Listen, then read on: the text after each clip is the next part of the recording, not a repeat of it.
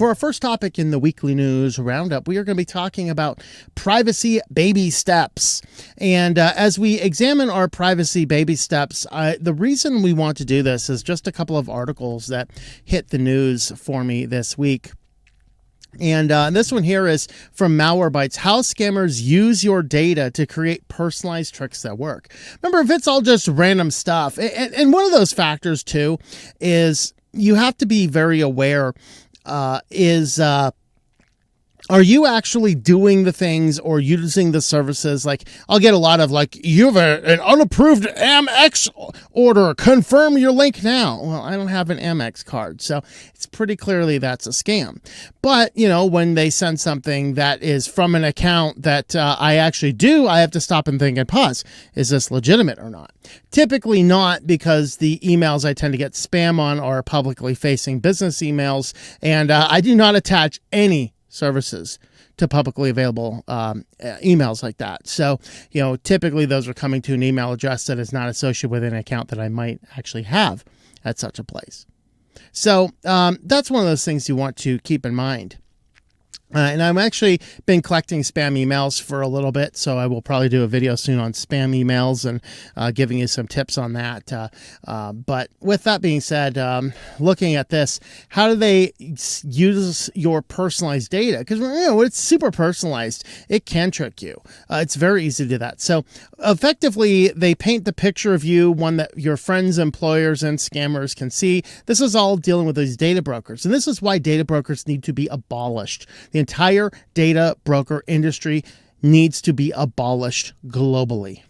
If these data brokers are not allowed to have your data, and it's very simple. Do you have my data? Yes. Am I doing business with you? No. Well, then you have no legal basis to have my data. Here is your $700 bajillion fine. And then you have to pay restitution, basically every a penny of money that you make for the rest of your living life, you must distribute to everyone whose data you stole. There you go. That's a justified thing. Or just, you know, give them some capital punishment for such things. I'd be okay with that one too. But that being said, you have to watch out, because your data footprint that is captured by people, these data footprints, these are actually going to be showing up in inside of the data brokers stuff, and this is why we have to take these baby steps. So we're going to cover a couple articles, and I'm going to give you some basic tips to talk about. So you have your footprint, your active footprint and your passive footprint. The active footprint is things you choose to share online. You go on to social media and you post a bunch of stuff on there, and guess what? It gets scraped up by data collectors, and that's one of those things that you have to be cautious of. So just be aware of that. And your passive footprint is all the stuff you leave behind without meaning to. Every website you visit, the cookies that track your clicks, the photos that tag GPS locations. You know, when you take photos with your phone, unless you turn the features off, it tags geolocations. And those geolocations, they can be read by the social media companies, and the social media companies can do that. Now, it's not even just that, though. Google's imagery search can actually work super well now, that even if you do not geotag something with Google, then they can still tell exactly where you are at by using the context around where that photo is uploaded. And that's one of those another things you have to be very careful of posting stuff. Even if you are careful to strip that geolocations, still posting photos around your house that show the outside context clues of where you live can still de-anonymize your actual address. And you have to be careful of that. You know, those Google Street View cars can go around, and those can be indexed, and someone can take a photo from social media, drop it into these reverse indexes, and if a Google Earth car has driven by your house, it can actually tag your address, and without you even geotagging the thing itself. So you have to be very careful about anything you share, the apps you use, and things like that. And it says here, and this, you step in more stuff than you think. This is really the one that goes into the fine details. Social networks like Facebook, LinkedIn, TikTok hold snapshots of your life and relationships. So I actually block all these. Here's the thing. even if you do not use those services, you're like, well, TikTok's just brain dead degeneracy, which is true. I don't use an account, therefore they can't track me. Au contraire, they do still track you around the internet. They track you because any site which utilizes any form of Tic Tacs, those taste good. TikTok, brain rot, all right? Tic Tac, teeth rot, TikTok, brain rot. There you go. And so, even if you're not using those and you visit a web page that even has like a TikTok button, a share button, any of that type of stuff on it, that, TikTok is utilizing the tracking pixels. Not only that, but also if any site is opting to embed the TikTok tracking pixel into their website code, those will attach a cookie and follow you around the internet. Guess what? Even if you're using a VPN, use a VPN for pure internet privacy. That doesn't work. That hasn't worked for years. And we'll get into why in one of our quick lines. That was just too good not to cover, that I just had to cover, even though it's an article we usually wouldn't. Just a warning now. We will have a family unfriendly article in the main quick line section near the end. But all that being said, the point here is that those things will still track you around the internet. They will develop clues about who you are. They will use session replay to see what you type. The only thing you can do about those is actively and explicitly block all of those trackers. You can do it with a custom DNS. You can do it in your host file. You can do it using the plugin, like the No Track plugins. Privacy Badger is good at that. I think uBlock Origin might block those as well, but I know Privacy Badger does. I block those in a custom DNS that is hosted on my router, so everything on my network is invisible to LinkedIn, TikTok, Facebook, Google Analytics, and things like that. All right. But all of those things, government databases, those are harder to opt out of. Company websites, news mentions that hold your name or location, forums, review sites, shopping accounts, and data brokers collect and sell huge bundles of personal data, sometimes packaging them into lists that anyone can buy. So they package all this stuff up and anyone can buy these things. All right, so alone, small details don't seem like much, a nickname here, a photo there, but when they're all stitched together and compiled by the data brokers, it combines a profile about you that scammers can buy that, and scammers do. They will buy that because the cost of buying one of these data brokered lists, and then they spam everybody inside of that list, if like one or two people fall for it, they will have made back a tenfold investment on that. They get 5 people, they are buying mansions in like Jamaica or something. Well, not right now, but you know what I mean. So how scammers collect your data, they do scraping. This is anything that is out there publicly. We do data breaches. We'll talk about Proton's data breach next as the main article, just because some mainstream media was apparently trying to smear it or something. It was weird. But anytime there's breaches, so this is a problem with all these companies forcing you to create an account. You should not be creating accounts in places you don't need them.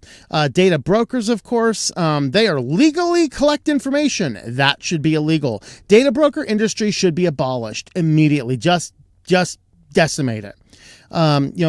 Send them all on Snap for a year or two to figure out what they can do. Give them a government handout for a couple years while they figure out something better and more moral to do, like being bank robbers or something. I don't know. And then, of course, social engineering. This is really where they start with the information they have on you, and then they work towards manipulation, either gathering more information or actually starting to do the breach itself. They might be using social engineering in order to breach into your system some more.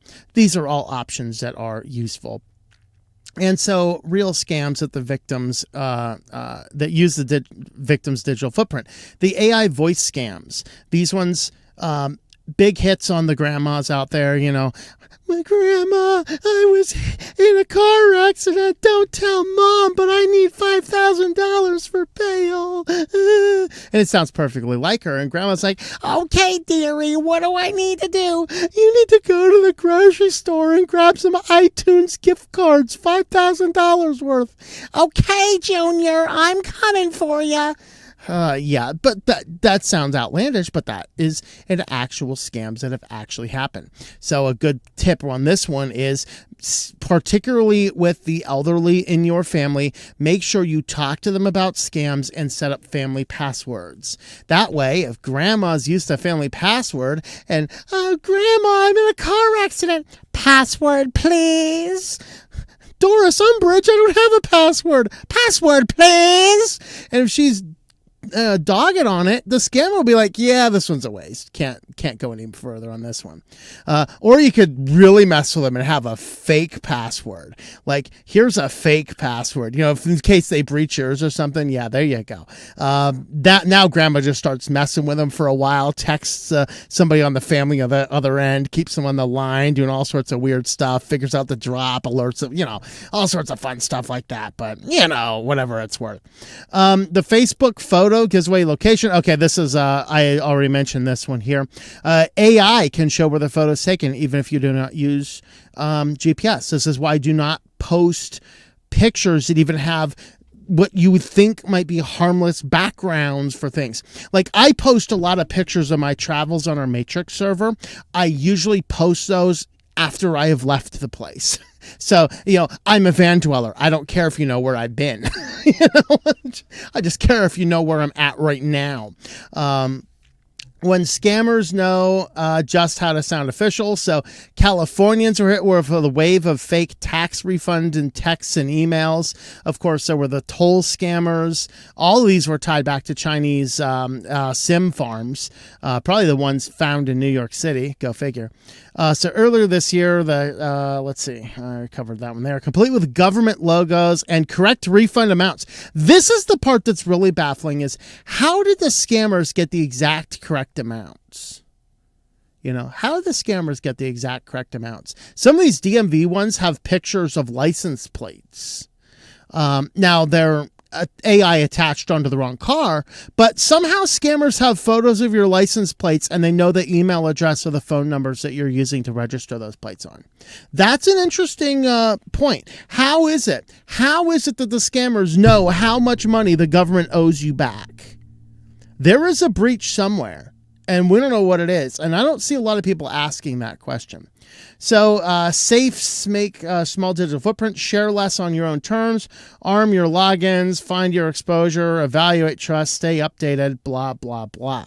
Now, I'm going to provide a few more tips, but I have two more articles first to really illustrate the point. Now, we know about the info stealer campaigns. These are one of the most common ones where, they get malware installed on your computer and it will go through your browser and scrape stuff. And even the highly military grade encryption inside of the browsers is no match for this stuff. They simply throw up an overlay in the back end and call for the information to be automatically input, and you don't even know what's happening. That's how the info stealers work. So this is why you shouldn't save passwords or sensitive information inside of your browser. Well, now Chrome is making it worse for all these data scrapers because it can now autofill your passport, driver's license number, and vehicle registration information, as if it wasn't easy enough for the scammers to know who to contact the DMV about the missed toll road, Now, they say they built in safeguards that you have to approve it before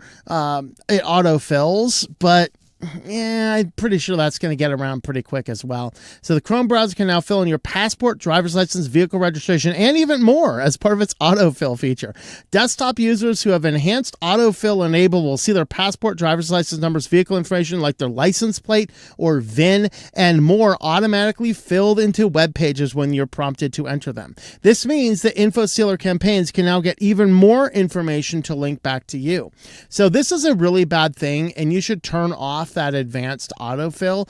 You should probably turn off all autofill, but it's so inconvenient to type my credit card every time. Stop being lazy. Okay, you're safer when you're not like that. All right. This was a good one here. Of course, phone location data of top EU officials were for sale. Report finds. Of course, we do have this weird law in the United States that makes it illegal for a movie rental company like Blockbuster. Super relevant a lot these days. It's kind of like that one in Pennsylvania. If you're riding your car down a dirt road and you see a horse and buggy coming, you have to stop your car. And if the horse stops and looks at your car, you have to disassemble your car and hide it in the bushes. It's actually Pennsylvania law. A little antiquated there, especially since right now it's the horse and buggies are the ones on the pariahs. But but all being said, looking at the laws on rental stuff, as soon as a congressman had his adult video content library leaked out, they passed a law really quick about that. And that's really what it's going to take. So I don't know, maybe this is a good thing here, but phone location data of top EU officials is for sale, according to a report. So journalists in Europe found it easy to spy on European Union officials using commercially obtained location history sold by data brokers. Look at that. A global ban would stop this. Despite the continent having some of the strongest data protection laws in the world. A coalition of reporters obtained the data set offered as a free sample from a data broker containing 278 million location data points from the phones of millions of people around Belgium. And where'd this data come from? Ordinary apps installed on a person's phone. The apps you install on your phone through the Google Play Store or the Apple App Store are the most dangerous things for you. They collect this data, and there is no legitimate reason any of these people need to know your day-to-day regular location history, except to abuse it and to cause serious problems in your life. Data brokers have ballooned to a $1 billion industry involving sale and trade of people's location data and other private information. To counter some of this location tracking, Apple customers can anonymize their device identity, and Android owners can regularly reset their device identifiers. No, you know how useless this is? Okay, the phone's recording your data at your house. You reset it. Oh no, look at this. This user ID has the same apparent home location. I wonder whose data that is. Wow! Gravy Analytics had a data breach that exposed location data belonging to tens of millions of people, including where they have been and where they live and work. How wonderful. And that's precisely why we need to ban this industry. So for the remainder of our time on this section, I want to talk about some basic practical tips here. So here's a few basic practical tips. Number one, regarding your operating system, use Linux for everything you can.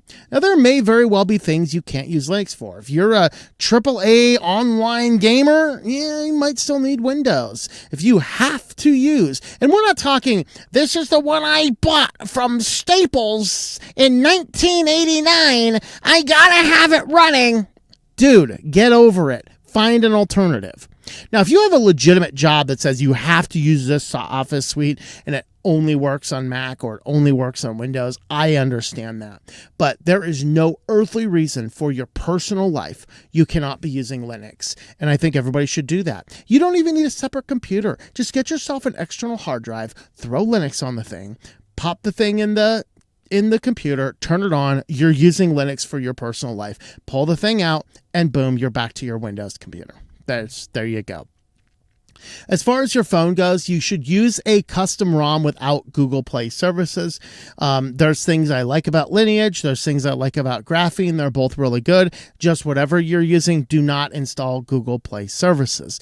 That is the thing that spies on you. Graphene has a good way to sandbox Google Play services. So in theory, it doesn't spy on anything you're doing, which is a good option as well. So you have that as far as something that you can do. Use custom ROMs. But it's so inconvenient. Yes, it is. It's also inconvenient when grandma is scammed out of $100,000 because they think that granddaughter has been in a car accident because the phone location data leaked and told them all about who you are and who grandma is.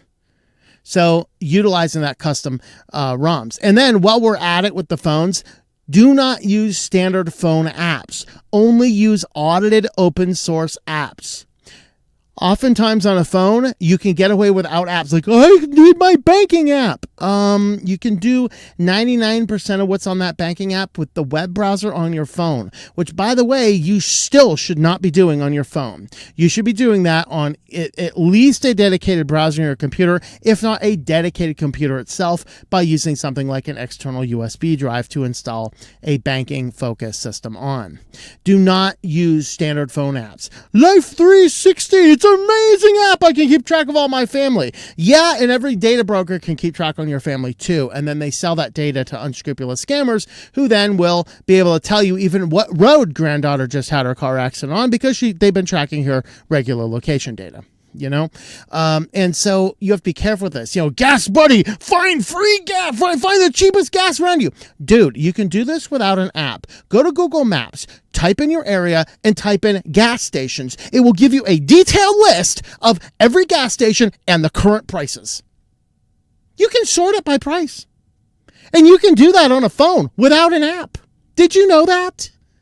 You do not need Gas Buddy to perpetually have location on. By the way, Gas Buddy was an advertising thing by Allstate to collect all your data because nobody wanted those creepy black boxes in their car to send all your data to the insurance companies. So what did they do? They created an app, gave you a thing like, we're going to save you money on gas by finding you the cheapest gas based on your current location. And then you just turn that on and they turned your phone to the very black box you didn't want to install. And then they use that data against you.